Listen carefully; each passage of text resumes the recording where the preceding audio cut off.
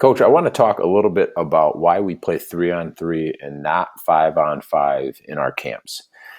It doesn't strictly have to do with the number of kids in camp because we've had enough kids to get 5-on-5 games going. Sometimes you may have to combine an age group or two, but most of the time we've had enough kids to do it.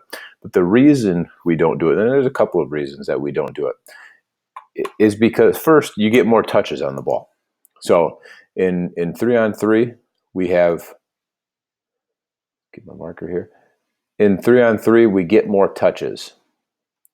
So we want the kids to touch the ball as much as possible in any time that we're doing anything in camp. So that means more dribbling, more passing, more shooting, more defense, all of that stuff, more communicating with each other. Where 5-on-5, what can happen a lot of times is one or two people can dominate the ball. So, and we don't want this to happen because then one or two people get better at it. Here in 3-on-3, it's much more likely for a player to touch the ball if there's no rules that are given. But that brings me up to my second reason that we do it, is we do it by giving them rules. In a 3-on-3, it's much easier and faster to give them some rules to follow than it is on 5-on-5. 5-on-5, it's harder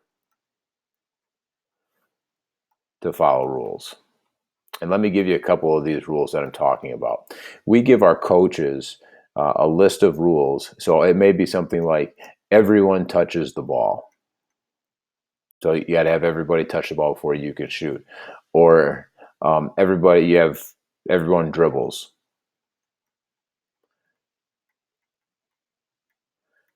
In a 5-on-5 game, if you did everyone touches it, everyone dribbles, it's going to take a long time and the game's going to get slow and a little bit boring. In a 3-on-3, it happens so quickly that it's much easier to do. We may also do something like a 2-dribble limit. Or we could tell them only layups on shots. And then there's so many different things that you could use. But we can implement these rules extremely fast. Our games are short. So if we have a team sitting out, they get in and they play that same rule. And once everybody has done the rule, then we go ahead and we change it for the next game. So they're starting to think the game. They're starting to understand what they're trying to accomplish. And I think this is big as the kids get older and older because the game so much of the time can be set up into small chunks. We need to get a stop. We need to get a score. So we play games of stop, score, stop kind of thing. Well, we're teaching the kids how to follow those basic rules and to listen to the instruction right now. So having those rules really helps.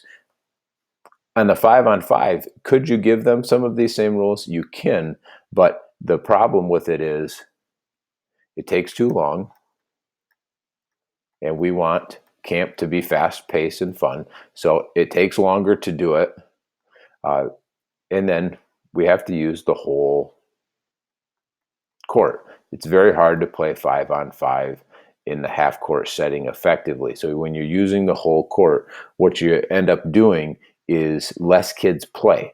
So we can only get 10 kids on a full court. Makes sense? If we use both hoops, we can get 12 kids on a court. So we have 2 teams of 3 on each end. So we actually have 12 or 2 more kids participating at a time. So less kids sitting out, goes back to my more touches at the very first thing, but more kids are participating and not sitting around in camp. And that's what we want to have them do. It also takes into account that when you do 5-on-5, the kids get really tired. They're not like they're in condition to play.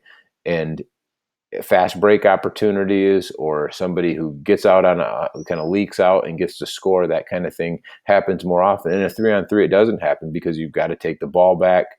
You have a defense has a chance to get set, but all of those things that we're teaching in our stations and in the game-based approach, if you watch that video, all of those things can be done in 3-on-3 over and over and over and over again in a small period of time.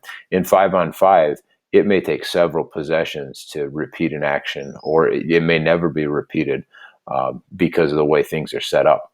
The last thing I'll say, to make the games go faster and to make the not have to worry too much about the fouling situation, what we do with our kids in terms of fouls is we give them just one shot on any. We have them line up, but we only give them one shot on any foul on a 2-pointer or a 3-point attempt. It's one shot for 2 points or it's one shot for 3 points, depending on what they were going after. With the youth, a lot of times we don't even have them shoot 3-pointers, so it's one shot for 2 points kind of thing. That way they can get those points if they got fouled, and it hurts the defense. You don't want to foul. It might be in the last minute or something. Maybe we'll say all fouls are 1-on-1 situations if we're doing time-based thing. But we don't want to spend a ton of time with the kids lining up for free throws. It is a skill they need to learn, and we do it, but it also eats away at the section of time we have in camp. So we don't want to have them just lining up. Same way with if you got to take the ball out of bounds. If it was 5-on-5, you'd have baseline out of bounds or sideline out of bounds, anything like that. 3-on-3, you just check it up top and you keep it going. With the 5-on-5, everybody's got to jog down to the end of the court, or you got to figure out how to throw the ball in. You don't have a play, and it just gets a little bit more of a hassle. It takes more time, and we want kids dribbling, shooting, passing, playing defense, communicating, all those things as often as we can. And 3-on-3 does that in a great way for us in our camps. So, Coach, hopefully this is something that helps you. You can take it, use it in your camp, and get more kids on the floor playing basketball, and less kids watching, waiting for their turn. All right, till next time.